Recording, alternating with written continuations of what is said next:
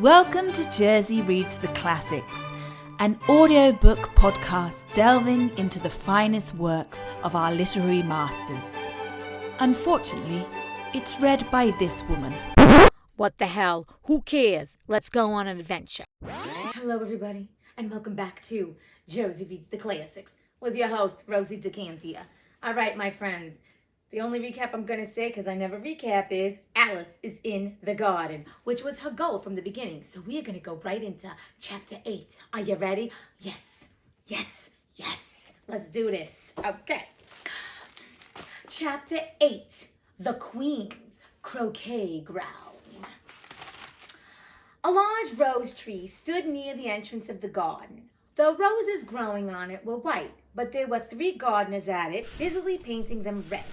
Alice thought this a very curious thing, and she went nearer to watch them, and just as she came up to them, she heard one of them say, "Look out now, 5. Don't go splashing paint over me like that." "I couldn't help it," said 5 in a sulky tone. 7 jogged my elbow. On which 7 looked up and said, "That's right, 5. Always lay the blame on others." "You'd better not talk," said 5. "I heard the Queen say only yesterday you deserve to be beheaded." "What for?" said the one who had first spoken. "That's none of your business, too," said 7. "Yes, it is his business," said 5, "and I'll tell him it was for bringing the cook tulip roots instead of onions." 7 flung down his brush and had just begun, well, of all the unjust things, when his eyes chanced to fall upon Alice, as she stood watching them, and he checked himself suddenly. The others looked round also, and all of them bowed low. "Would you tell me," said Alice, a little timidly, "why are you painting those roses?" 5 and 7 said nothing, but looked at 2. 2 began in a low voice. "Why, the fact is, you see, miss, this here ought to have been a red rose tree, and we put a white one in by mistake. And if the Queen was to find it out, we should all have our heads cut off, you know. So you see, miss, we're doing our best afore she comes to, at this moment." 5, who had been anxiously looking across the garden, called out, "The Queen! The Queen!" That's what they say when I come down the street. "The Queen! The Queen!" Okay, they don't, but in my mind I feel like there's bugles blowing, and why not, right? Like, do you have a soundtrack to your life? I know there's that TV show, Zoe's Playlist or something, but like, do you have a soundtrack? You know what I'm saying? I know I got a soundtrack. Give me a beat! Okay, all right. And the 3 gardeners instantly threw themselves flat upon their faces. There was a sound of many footsteps, and Alice looked round, eager to see the Queen. First came 10 soldiers carrying clubs. These were all shaped like the 3 gardeners, oblong and flat, with the hands and feet at the corners. Next, the 10 courtiers. These were ornamented all over with diamonds. "If I gave you diamonds and pearls, would you be a happy boy or a girl? All I can do is just offer you my love."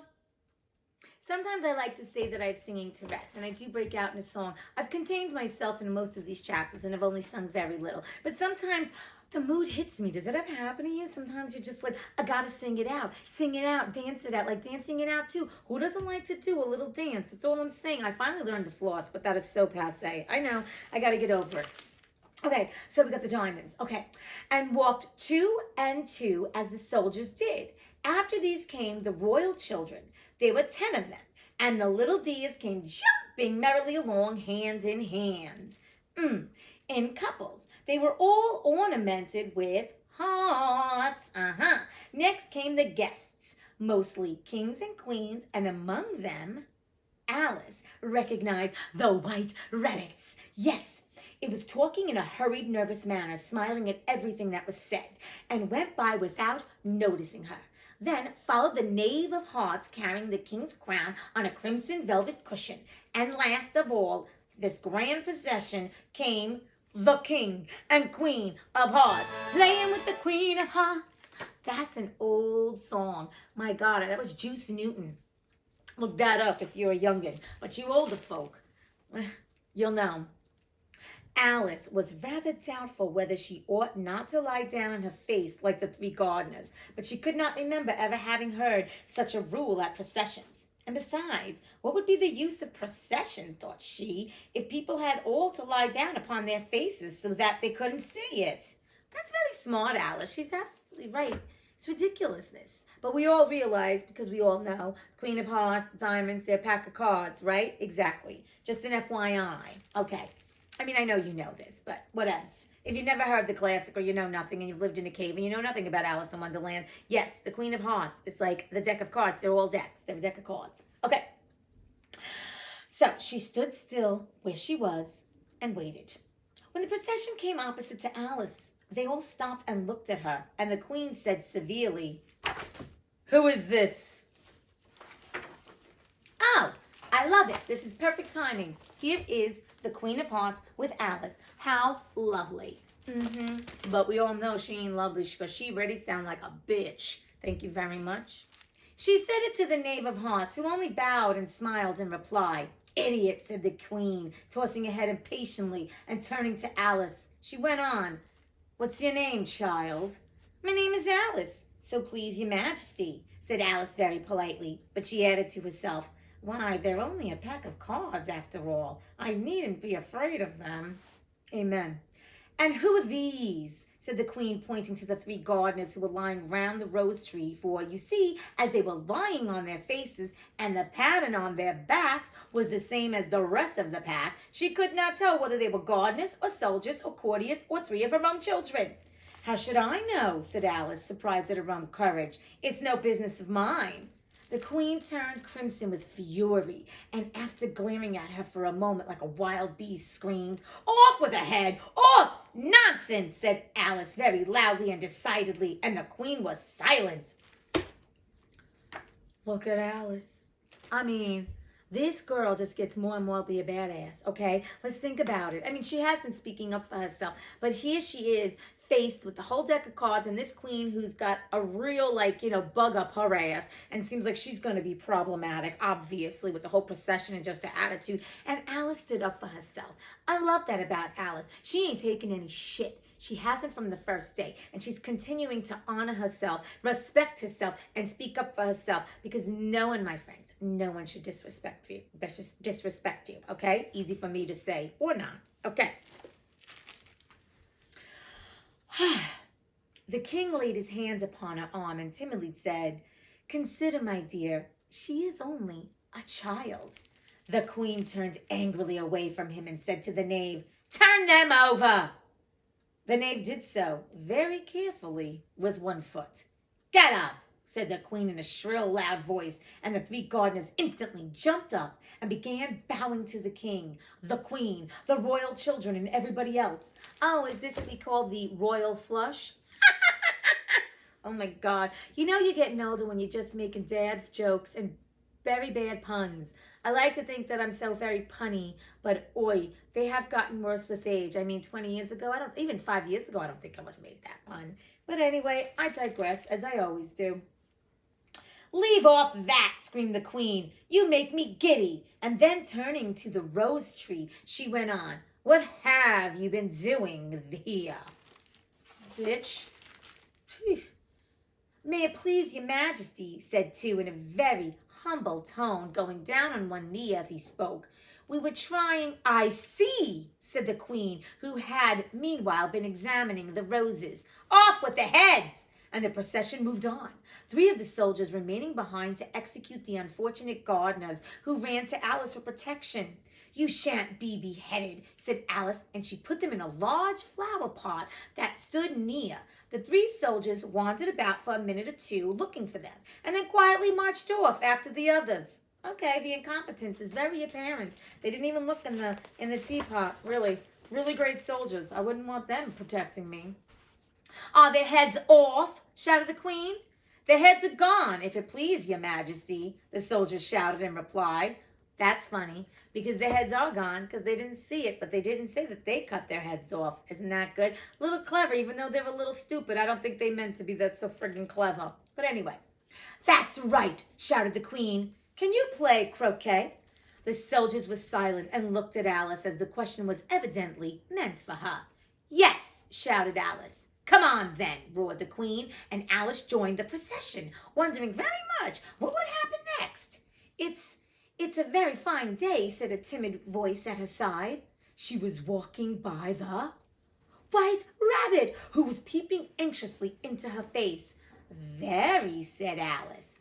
"Where's the Duchess?" "Hush, hush," said the rabbit in a low, hurried tone. He looked anxiously over his shoulder as he spoke, and then raised himself upon tiptoe, put his mouth close to her ear, and whispered, "She's under sentence of execution."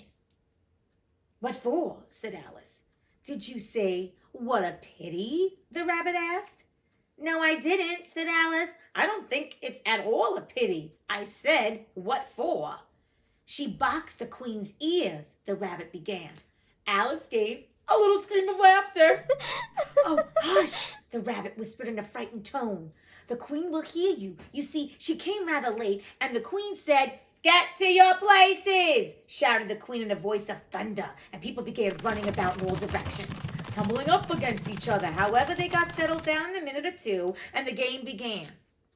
This is going to be an interesting game, I have a feeling. Alice thought she had never seen such a curious croquet ground in her life. It was all ridges and furrows. The balls were live hedgehogs, the mallets live flamingos, and the soldiers had to double themselves up and to stand upon their hands and feet to make the arches. Oh my God. The chief difficulty Alice found at first was in managing her flamingo. She succeeded in getting its body tucked away, comfortably enough under her arm, with its legs hanging down. But generally, just as she got its neck nicely straightened out, and was going to give the hedgehog a blow with its head, it would twist itself round and look up in her face with such a puzzled expression that she could not help bursting out laughing. And when she had got its head down and was going to begin again, it was very provoking to find that the hedgehog had unrolled itself and was in the act of crawling away. Besides all this, there was generally a ridge or furrow in the way wherever she wanted to send the hedgehog to, and as the doubled up, soldiers were always getting up and walking off to other parts of the ground. Alice soon came to the conclusion that it was a very difficult game indeed. What the hell is going on here? These people are freaking insane. Can I just say they're insane in the membrane? Insane in the membrane. Insane in the brain. The players all played at once without waiting for turns, quarreling all the while and fighting for the hedgehog. And in a very short time, the Queen was in a furious passion. Surprise, surprise, and went stamping about and shouting, "Off with his head," or "Off with her head," about once a minute. Alice began to feel very uneasy, to be sure. She had not as yet had any dispute with the Queen, but she knew that it might happen any minute, and then, thought she, what would become of me? They're dreadfully fond of beheading people here. The great wonder is that there's anyone left alive. Yeah, but they don't seem to behead anybody. She's just ordering people around to behead people, but they're all still alive, playing with flamingos and hedgehogs, which is a very curious choice. I mean, I think I would have used a crane or something, but I digress. I don't know.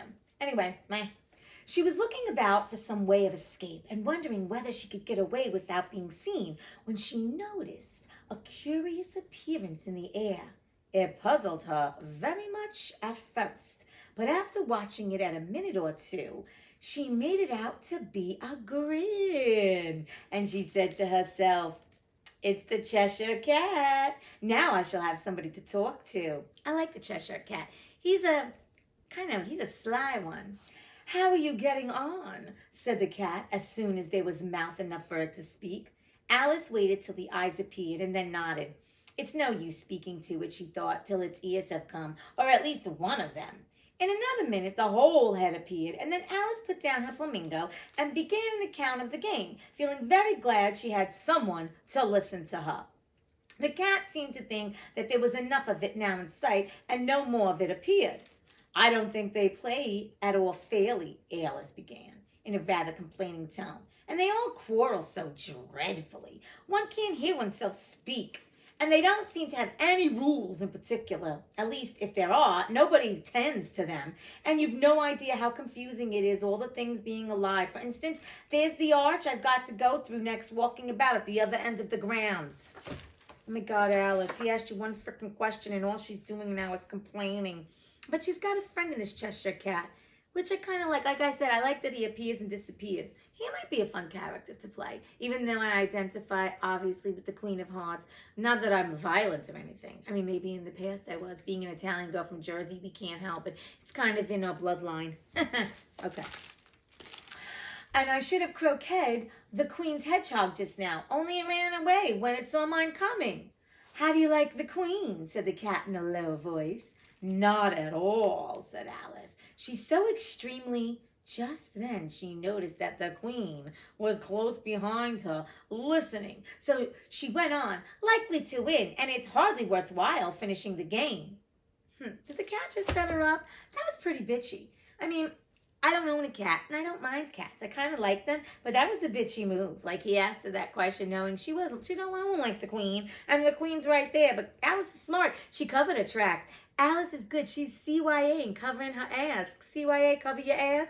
Good for you, Alice. This girl is a smart cookie. I want Alice on my team. That's all I'm saying. If I ever going down a rabbit hole in England, I want Alice to be my guide. That's all I'm saying. It's all I'm saying. The Queen smiled and passed on. Who are you talking to? Said the King, coming up to Alice and looking at the cat's head with great curiosity. It's a friend of mine, a Cheshire Cat, said Alice. Allow me to introduce it. I don't like the look of it at all, said the King. However, it may kiss my hand if it likes.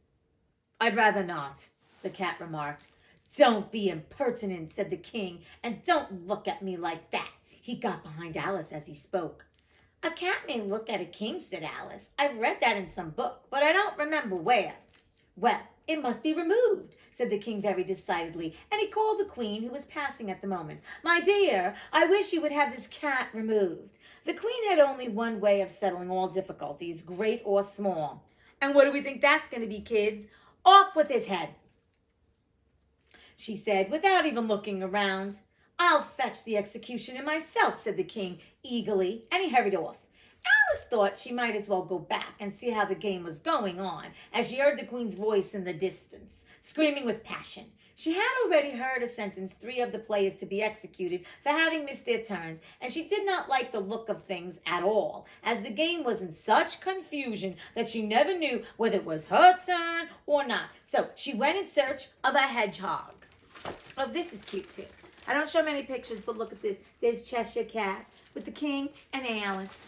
Oh my God, Cheshire Cat. He can be kind of scary looking. I kind of like him though. Okay. The hedgehog was engaged in a fight with another hedgehog, which seemed to Alice an excellent opportunity for croqueting one of them with the other. The only difficulty was that her flamingo was gone across to the other side of the garden, where Alice could see it trying in a helpless sort of way to fly up into one of the trees. By the time she had caught the flamingo and brought it back, the fight was over, and both the hedgehogs were out of sight. But it doesn't matter much, thought Alice, as all the arches are gone from this side of the ground. So she tucked it away under her arm that it might not escape again, and went back for a little more conversation with her friend. When she got back to the Cheshire Cat, she was surprised to find quite a large crowd collected round it. There was a dispute going on between the executioner, the King, and the Queen, who were all talking at once, while all the rest were quite silent and looked very uncomfortable. The moment Alice appeared, she was appealed to by all 3 to settle the question, and they repeated their arguments to her, though, as they all spoke at once, she found it very hard to make out exactly what they said. The executioner's argument was that you couldn't cut off a head unless there was a body to cut it off from, that he had never had to do such a thing before, and he wasn't going to begin at his time of life. Yeah, that's true. I love how the executioner is actually arguing with the King and Queen. I didn't think anybody, argued with the King and Queen, because I don't know why they execute. I guess maybe he can argue with them because he could take his axe and execute them because no one really cares about them. I don't think they do. They're just afraid of them. But the point is this: he makes a very good argument there. I mean, it's just a cat without a body. The King's argument was that anything that had a head could be beheaded, and that you weren't to talk nonsense. The queen's argument was that if something wasn't done about it in less than no time, she'd have everybody executed all round. It was this last remark that had made the whole party look so grave and anxious. Alice could think of nothing else to say but, "It belongs to the Duchess. You better ask her about it. She's in prison," the queen said to the executioner. "Fetch her here." And the executioner went off like an arrow. The cat's head began fading away the moment he was gone. And by the time he had come back with the Duchess, it had entirely disappeared. So, the king and the executioner ran wildly up and down looking for it, while the rest of the party went back to the game. Look at Alice. She is saving the ass of the Cheshire Cat, literally, even though, that's the end of the chapter, even though the cat right now doesn't even have an ass in sight. She literally threw that shade to the Duchess. Oh my God. This girl is so good at navigating these friggin' whack job of people. That's all I have to say. They're all whack jobs. So, at the end of the day, this chapter is interesting because she's gotten into the garden, and since the onset of the garden, there's been nothing but, "I never promised you a rose garden." Oh my God, that popped into my head. That literally just popped in my head because they were painting roses, and that was one of my favorite songs when I was a child. I think it was Loretta Lynn. My God, that's like 1970s. Anyway, I beg your pardon. Look it up. Anyway, from the moment she has stepped into this garden, Alice has experienced some wacky shit. I mean, I think this child is navigating the situation wonderfully. I can't complain about her. I do like this chapter. I love the introduction of the queen. She's insane in the membrane. They're all insane. And I love how the Cheshire Cat likes to show up again, because I think the Cheshire Cat is some sort of guide for her. Even though I kind of think he was a little shady by, sneaking in, like, do you like the queen? And the queen's behind it. But we're not going to dwell on that. All in all, a great chapter. I want to see where we go with this because it's going to be interesting to see, what happens after this. Because once again, I don't know what's supposed to happen because I never read the damn book. Next, getting into the woo-woo of it all, I will just say this. I think the common theme here is when you are amongst a situation where everything is going on topsy-turvy around you like Alice is. She doesn't know these people. She's gotten to a goal, and we're very proud and happy for her. I mean, I know I am. But these people are literally crazy, but they're all crazy in the book. But Alice seems to adapt to them, which I've mentioned before. And I also love the fact, which I mentioned in another episode and this one, she continues to honor herself and be authentic and speak up for herself when people are being disrespectful to her, because there is no need for you to accept anyone being disrespectful to you. I've mentioned that before as well.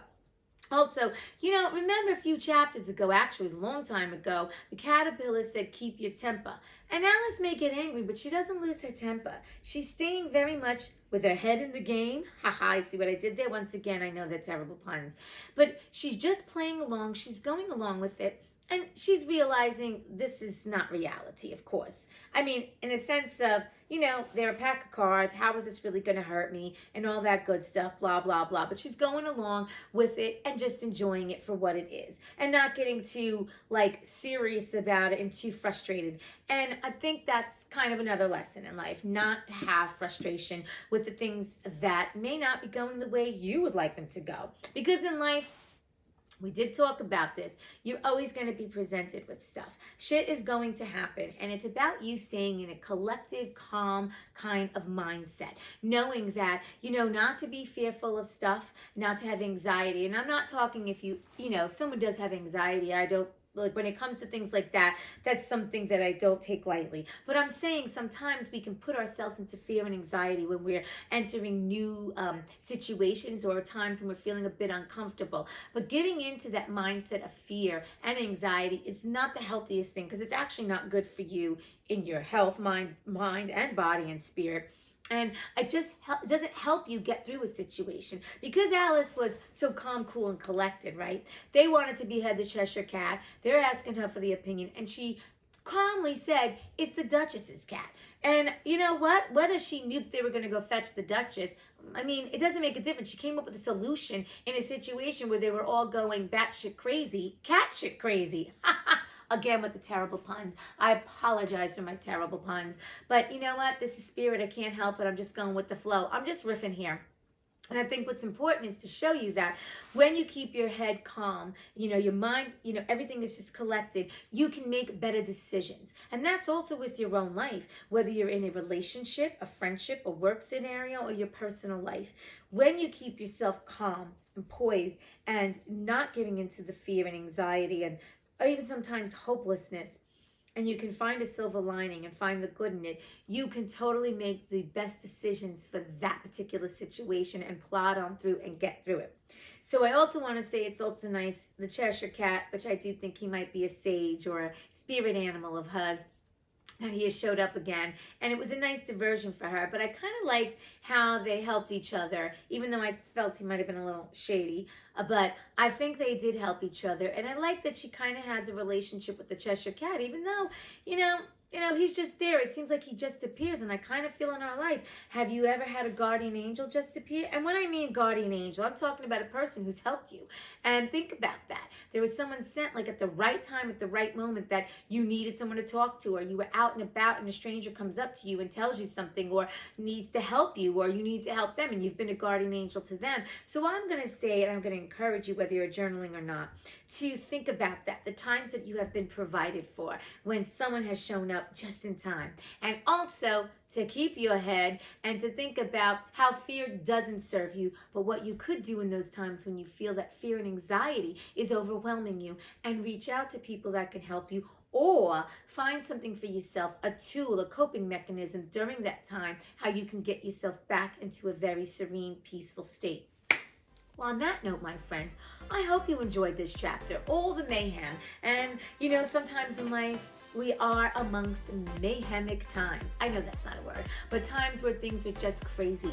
And we don't control that stuff. I've said this before. We do not control what is going on around us. Not the people, not the situations. The only thing we control is how we react and what we're going to bring to the situation. So find the calm, find that peace, and find that serenity within. And when you go within with meditation, I would like to say I love to meditate. If not meditation, whether it could be walking meditation, listening to music, or reading an amazing book, or just journaling, or doing a dream journal, you will find that will bring you inner peace, and that's what you will bring to the exterior situations that happen around you, because you do not have to be victim to anything that's going on around you. You have control. You have control of how you're going to react. So don't live in a reactive state.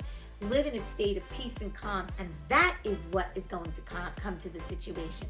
Once again, I will try to say goodbye. Adieu, bonjour, and all that other good stuff. And I'm wishing you well. Stay blessed, never stressed, and all that good stuff. Until next time, until we meet again. I'm so glad we had this time together. That's from the Carol Burnett Show.